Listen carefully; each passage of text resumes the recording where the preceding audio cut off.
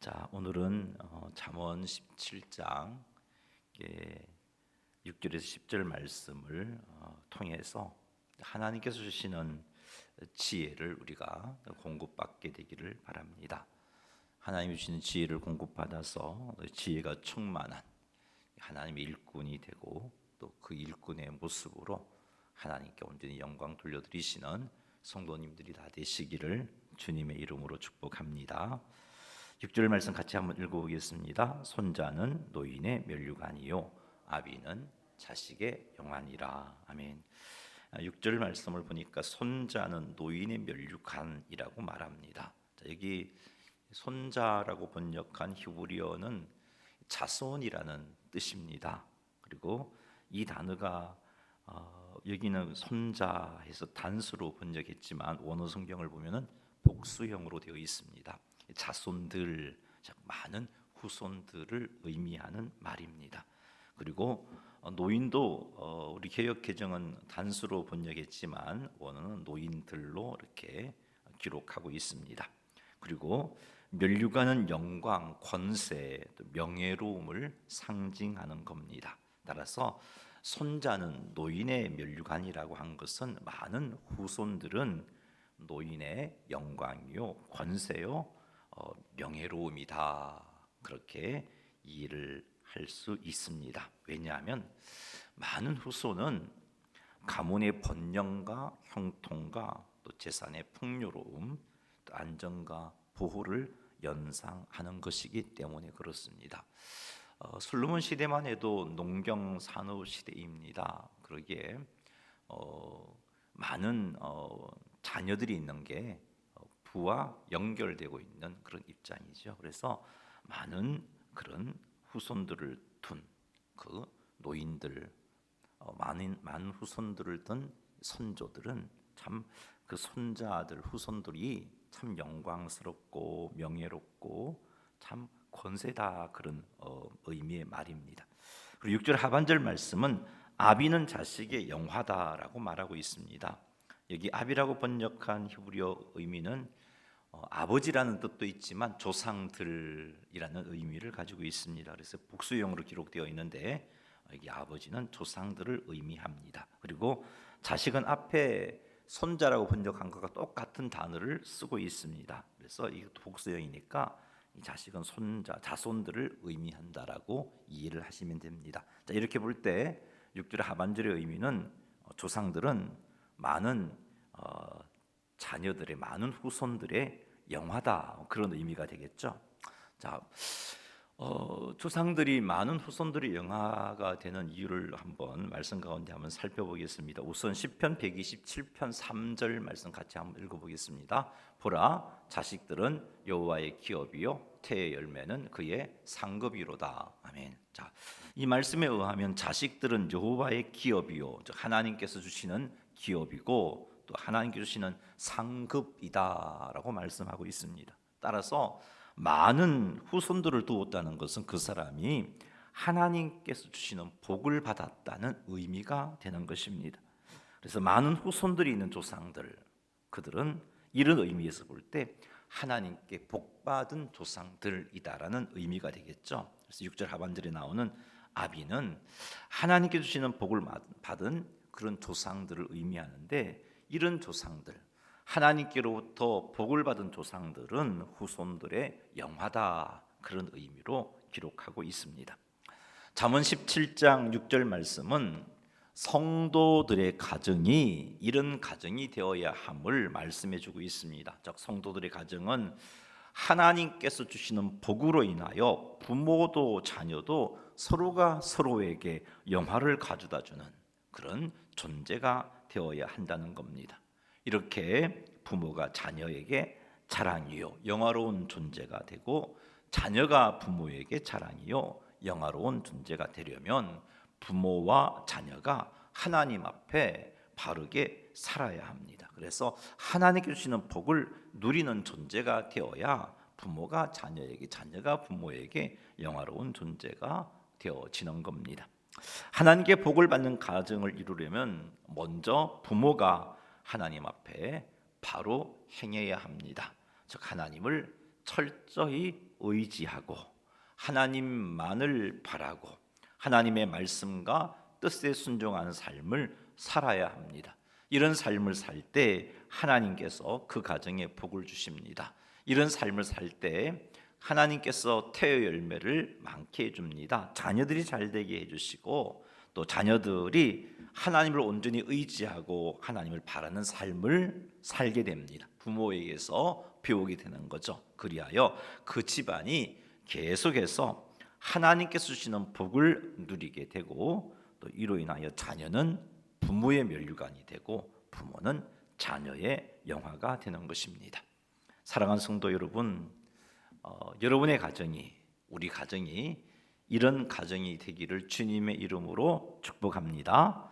자, 이런 은혜와 복을 누리기 위해서 철저히 하나님을 섬기시기 바랍니다.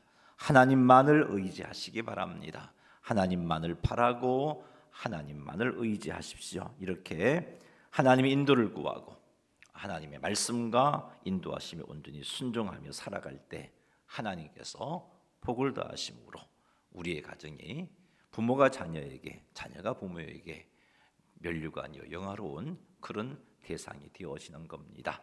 우리 하나님 앞에 이런 삶을 삶으로 우리 모두의 가정이 이와 같이 행복한 가정 되시기를 주님의 이름으로 축원합니다. 7절 말씀 읽겠습니다. 지나친 말을 하는 것도 미련한 자에게 합당하지 아니하거든 하물며 거짓말을 하는 것이 존귀한 자에게 합당하겠느냐. 자, 여기서 말하는 지나친 말은 뒷부분의 거짓말과 같은 의미의 말입니다. 험담하고 비방하고 거짓말하는 것을 가리켜서 지나친 말이라고 말하고 있습니다. 자, 그런데 이 지나친 말이 미련한 자에게 합당하지 않다라고 말합니다.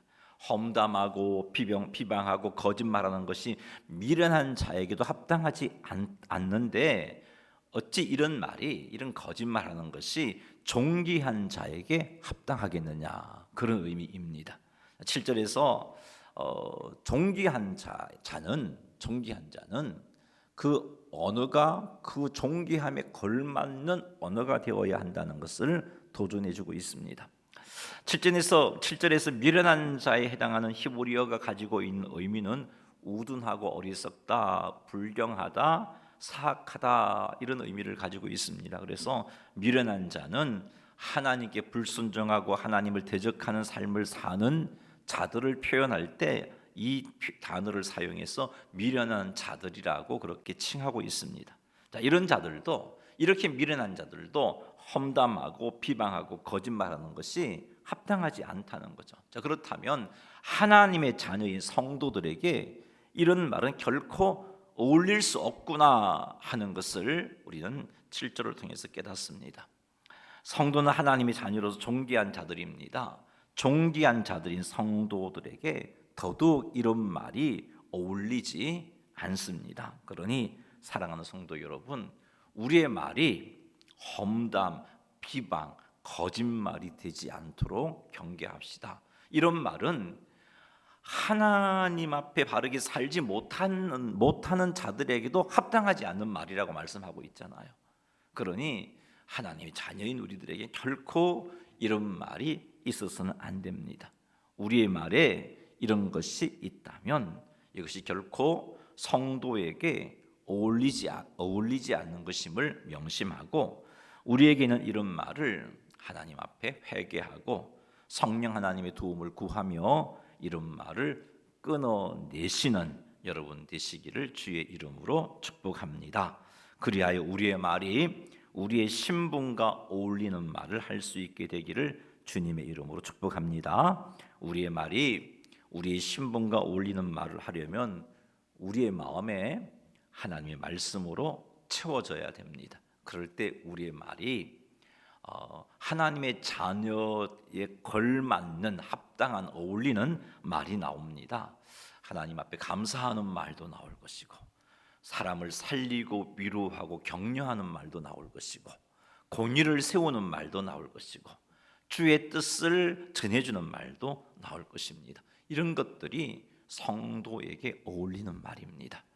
이런 말을 하기 위해서는 하나님의 말씀이 성도들의 마음에 충만해야 합니다. 그러니 사랑하는 성도 여러분, 하나님의 말씀으로 우리의 마음이 충만하게 하여서 우리의 말이 우리의 신분에 합당한 말, 결코 미련한 자에게도 어울리지 않는 그런 말들이 우리에게서 나오지 않게끔 하나님 앞에 온전히 서시는 성도님들이 다 되시기를 주님의 이름으로 축원합니다.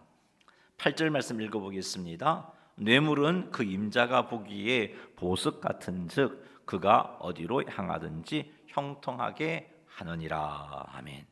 뇌물은 그 임자가 보기에 보석 같다는 것은 뇌물은 보석같이 매력적으로 보인다, 그런 말이에요. 왜 보석같이 매력적으로 보인다는 걸까? 뇌물은 어디를 향하든지 형통하게 하기 때문에 그렇다, 그렇게 말하고 있어요. 근데 언뜻 이 말씀은 성경이 뇌물에 대해서 긍정적으로 보고 있구나라고 생각할 수 있습니다. 그러나 성경은 결코 뇌물에 대해서 긍정적으로 말씀하지 않습니다. 하나님께서 뇌물에 대해서 단호하십니다. 출애굽기, 제가 찾지 못했네, 읽어드릴게요. 출애굽기 23장 8절 제가 읽어드립니다. 너는 뇌물을 받지 말라. 뇌물은 밝은 자의 눈을 어둡게 하고 의로운 자의 말을 굽게 하느니라. 하나님께서는 하나님의 백성들에게 뇌물을 받지 말라고 단호하게 말씀하고 계십니다. 왜냐하면 뇌물은 밝은 자의 눈을 어둡게 하고 의로운 자의 말을 굽게 하기 때문이다라고 말씀하고 있어요. 옳지 않는 이익을 추구하기 위해서 힘이 있는 나에게 선물을 하는 건 뇌물이 되겠죠. 그걸 받게 되면 공의로운 행동을 하기 힘들어집니다. 그 받은 뇌물 때문에. 그래서 하나님의 백성에게는 어울리지 않은 것이고, 그래서 하나님께서는 너는 뇌물을 받지 말라라고 말씀하셨어요. 자, 25절 말씀, 신명기 27장 25절 말씀 읽어보겠습니다. 무지한 자를 죽이려고 뇌물을 받는 자는 저주를 받을 것이라 할 것이요 모든 백성은 아멘 할지니라. 아멘. 무지한 자를 죽이려고 뇌물을 받는 자, 무지한 자를 꼭 죽이는 것뿐만 아니라 해를 끼치고 손해를 보게 하고 그렇게 하기 위해서 뇌물을 받은 자는 저주를 받을 것이라고 하나님은 그렇게 말씀하고 있어요. 신명기 10장 17절 말씀도 한번 읽어보겠습니다. 너희의 하나님 여호와는 신 가운데 신이시며 주 가운데 주시요 크고 능하시며 두려우신 하나님이시라. 사람을 외모로 보지 아니하시며 뇌물을 받지 아니하시고. 아멘. 우리 하나님은 뇌물을 받지 아니하시는 분입니다. 하나님께서 이렇게 뇌물에 대해서 단호하시고 뇌물을 받는 자는 저주를 받을 것이라고 말씀하시고, 뿐만 아니라 뇌물을 받지 아니하신 하나님께서 어찌 어려운 문제를 쉽게 해결하기 위해서 뇌물을 주라고 말씀하시겠습니까? 결코 그렇지 않습니다. 그렇다면 잠언 17장 8절 말씀이 우리에게 하시는 말씀이 어떤 말씀이겠습니까? 그 말씀은 뇌물이 형통함을 가져다 줄 것처럼 매력적으로 보이는 정말 위험한 것이다 하는 것을 가르쳐 주기 위해서 잠언 17장 8절이 말씀하고 있습니다. 그러므로 깨어 있지 않으면 성도라 할지라도 뇌물 앞에 흔들리게 되고, 어려운 문제를 해결하기 위해서 주변에서 그렇게 뇌물을 써가면서 하는 모습을 보면 그것을 할까 말까 고민하면서 흔들리게 된다는 겁니다. 그래서 성도가 뇌물을 받지도 않고 뇌물을 주지도 않는 그런 삶을 살아야 되는데, 우리가 깨어있지 못하면 성도라 할지라도 뇌물을 받게 되고, 그래서 그 뇌물을 받게 되면 바른 판단을 하지 못하게 되고 공의를 행하지 못하게 되고 힘없는 자들, 약한 자들을 억울하게 만들 수 있습니다. 그리고 이런 뇌물을 주는 것도 결국은 이런 결과들을 낳게 만드는 것입니다. 그러므로 우리는 뇌물을 항상 경계해야 합니다. 뇌물은 끄는 힘이 있어요. 8절 말씀이 그런 말입니다. 보물과 같다는 말은 끄는 힘이 있다는 겁니다. 성령 충만함으로 깨어있지 아니하면 뇌물의 그 매력적인 힘에 끌려서 뇌물을 주든지 뇌물을 받는 생활을 할 수 있습니다. 그러니 사랑하는 성도 여러분, 뇌물이 매력적인 힘이 있다는 것을 명심하시고, 뇌물을 하나님께서는 기뻐하지 않으신다. 하나님은 받지도 아니하시고 우리들에게 받지도 말라고 말씀하고 계십니다. 그러니 뇌물을 경계하시면서 뇌물을 받지도 말고, 그것이 아무리 좋아라 보여도 결국은 우리를 망하게 하는 것이고 하나님의 진노를 샀는 것이고, 왜 하나님의 진노를 샀는 것이냐? 그것이 결국은 공의로운 삶을 살지 못하게 만들어 버리기 때문입니다. 약한 자들을 억울하게 만들어 버리는 것이기 때문입니다. 그러니 뇌물 앞에 흔들리지 않기 위해서 성령으로 충만함을 유지하시고, 그리하여서 오늘 이 말씀처럼 뇌물의 그 위험성을 항상 기억하여 뇌물을 받지 않는 그런, 그래서 거룩하고 공의롭고 구별된 삶을 살아가시는 성도님들이 다 되시기를 주님의 이름으로 축원합니다. 9절 말씀 읽겠습니다. 허물을 덮어주는 자는 사랑을 구하는 자요, 그것을 거듭 말하는 자는 지난 것을 이간하는 자니라. 아멘. 허물을 덮어준다는 것은 상대방의 잘못이나 실수를 용인하거나 못 본 채 한다는 의미가 아니고요, 그 잘못을 덜추어내지 않고 용서해 준다는 겁니다. 그리고 그가 정말 잘못된 길로 가고 있다면 물론 하나님 주시는 지혜를 가지고 권면해야겠죠. 그것까지 하지 말라는 말이 아니에요. 잘못을 덜추어내지 않고 그 사람을 권면하고 또 용서해 주는 것, 그것이 허물을 덮어준다는 의미입니다. 자, 이런 사람은 사랑을 구하는 자다라고 말씀하고 있어요. 근데 사랑을 구한다, 이게 무슨 말일까?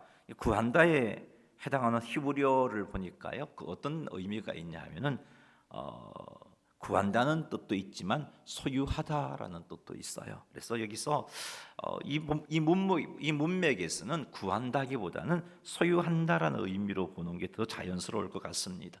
상대방의 잘못을 덜투어내지 않고 용서해 주는 사람은 사랑을 소유한다라고 그렇게 말하고 이해를 하면 돼. 사랑을 소유한다는 말은 사랑을 받는다, 그런 의미의 말입니다. 그러나 허물을 거듭 말하는 자는 친한 것을 이간하는 자다라고 말합니다. 허물을 거듭 말한다는 것은 허물을 교정시키려는 선한 의도에서 나온 말이 아니라 약점을 지적하고 치부를 덜추어내어서 괴롭게 하기 위한 의도로 그렇게 상대방의 실수, 허물을 계속해서 반복하여 말하는 것을 의미합니다. 그리고 여기서 이간하다라고 번역한 히브리어가 가지고 있는 기본적인 뜻은 분리하다, 단절하다라는 뜻을 가지고 있어요. 그래서 이렇게 볼 때 허물을 거듭거듭 말하는 자, 약점을 지적하고 부끄럽게 만들고 괴롭게 할 의도를 가지고 허물을 말하는 자, 그 사람은 친한 친구와의 관계도 단절되어진다, 그런 의미의 말입니다. 17절 말씀이 우리에게 주는 교훈은 상대방의 실수와 허물에 대한 올바른 태도를 가지라는 것입니다. 상대방의 허물에 대한 올바른 태도는 잘못을 덜추어내지 않고 용서해 주는 겁니다. 물론 지혜롭게 그 잘못을 바로잡아 줄 수 있도록 도와주는 것도 포함합니다. 사랑하는 성도 여러분, 지체들의 실수와 허물을 보았을 때 여러분 덜추어내지 마십시오. 지체들의 실수와 허물을 보았을 때 무슨 정말 대단한 뉴스거리라도 발견했다는 듯이 그것을 이리저리 퍼뜨리지 말기 바랍니다. 결코 지혜로운 자의 모습이 아닙니다. 덮어주시기 바랍니다. 용서하시기 바랍니다. 지혜롭게 권면하시기 바랍니다. 이렇게 하면 관계가 단절되지 않습니다. 이렇게 하면 사랑을 받습니다. 이렇게 하면 사람을 바로 세워줄 수 있는 성도가 되어지는 겁니다. 사랑하는 성도 여러분, 지체들의 실수와 허물을 덜추지 말고 덮어주고 용서해주고 바로 잡아주는 그런 삶을 살지언정 지체들의 허물과 실수를 덜 추워내는 지혜롭지 못한 자가 되지 않으시는 성도님들이 다 되시기를 주님의 이름으로 축원합니다. 자, 우리 마지막 절 한 절만 더 보고 말씀 맺겠습니다. 10절 말씀 읽겠습니다. 한마디 말로 총명한 자에게 충고하는 것이 매 100대로 미련한 자를 때리는 것보다 더욱 깊이 박히느니라. 아멘.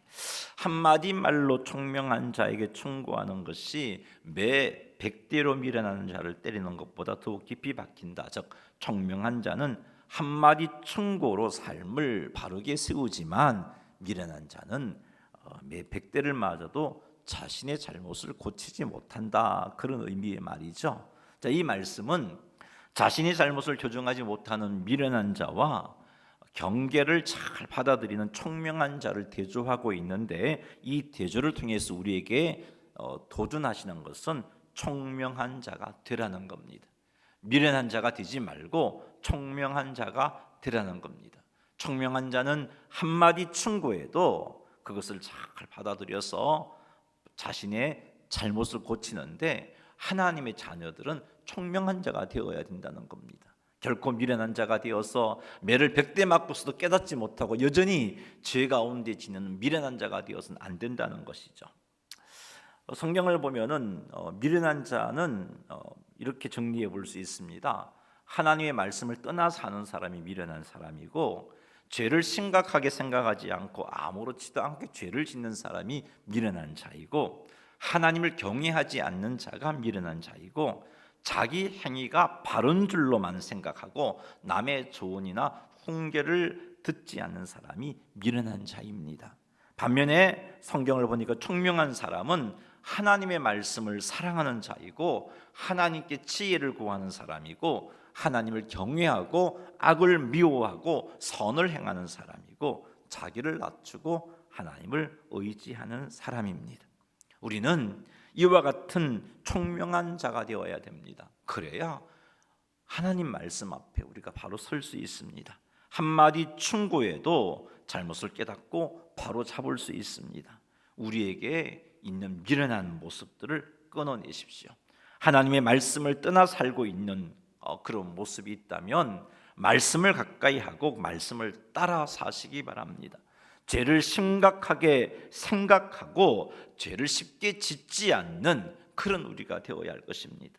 하나님을 경외하지 않는 모습이 있다면 회개하고 하나님을 경외해야 할 것입니다. 항상 자신의 부족함을 인정하고 남의 조언이나 충고에 귀를 기울이시기 바랍니다. 이렇게 해서 우리에게서 미련한 것을 끊어내십시오. 나아가 하나님께 지혜를 구하고 자기를 낮추고 철저히 하나님을 의지하고 악을 미워하고 선을 행하는 일에 힘을 쓰십시다. 이렇게 하여 총명한 자가 되어서 하나님 말씀의 앞에 또 충고 한마디 앞에 우리의 잘못을 바르게 세워내는, 그래서 하나님 주시는 은혜와 복을 지속하여 받아 누리는 성도님들이 다 되시기를 주님의 이름으로 축원합니다. 말씀을 맺겠습니다. 자녀가 부모에게 면류관이 되고 부모가 자녀에게 영화가 되는 가정을 우리는 세워야 할 것입니다. 이렇기 위해서는 철저하게 하나님만 섬기고 하나님만 의지해야 합니다. 하나님만 섬기고 하나님 의지함으로 우리의 가정이 하나님 주시는 복 가운데 행복하기를 바랍니다. 하나님의 자녀에 합당한 말, 우리의 언어 생활이 하나님 자녀로서의 합당한 말을 하는 그런 언어 생활이 되기를 바랍니다. 험담, 비방, 거짓말은 하나님 자녀에게 어울리지 않는 겁니다. 이것을 멀리하고 우리의 마음이 주의 말씀을 체험으로 말미암아 감사와 위로와 소망과 같은 하나님 자녀에게 합당한 말을 할 수 있게 되기를 바랍니다. 뇌물은 굉장히 매력적입니다. 그러므로 깨어있지 않으면 뇌물을 주는 행동, 뇌물을 받는 행동을 할 수 있습니다. 그러나 뇌물을 받는 것 하나님께서 기뻐하지 않으신다는 것 명심하십시오. 그래서 항상 깨어있으므로 뇌물을 경계하시기 바랍니다. 상대방이 허물과 실수를 보았을 때 덮어주고 용서하는 것이 지혜라는 사실을 명심하셔서 지체들의 허물과 실수는 덮어주고 용서의 삶을 사십시오. 결코 떠벌리지 마십시오. 유습글이 발견한 양 떠벌리지 마십시오. 총명한 자가 되시기 바랍니다. 철저히 하나님 바라고 의지하고 경외하고 말씀을 가까이 하고 하나님께 지혜를 구함으로 총명한 자가 되어서 하나님 앞에 온전히 충성하는 하나님의 기쁨이 되는 일꾼들이 다 되시기를 주님의 이름으로 축원합니다.